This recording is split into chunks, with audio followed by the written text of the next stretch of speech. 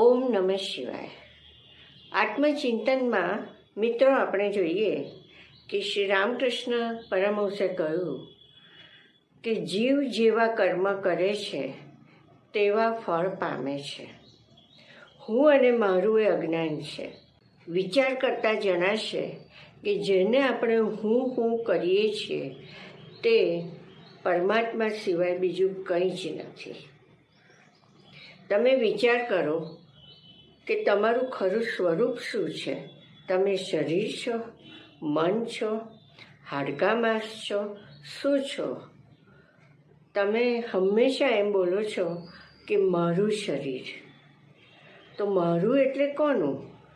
ત્યારે જણાશે કે તેમાંનું કંઈ જ તમે નથી. હકીકતમાં તમને કોઈ જાતની ઉપાધિ છે જ નહીં. તમારું સ્વરૂપ તો ખરેખરું પરમાત્મા જ છે.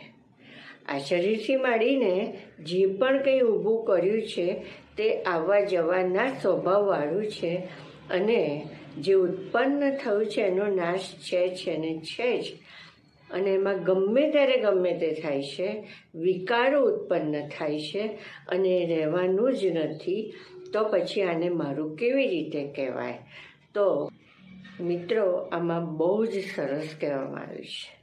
તેમાં એમ કહે છે હજુ આગળ કે આમાંથી બહાર નીકળો કે હું અને મારું જે છે હકીકતમાં ઋણ અને લેણું ચૂકતે કરવામાં આપવામાં આવ્યું છે.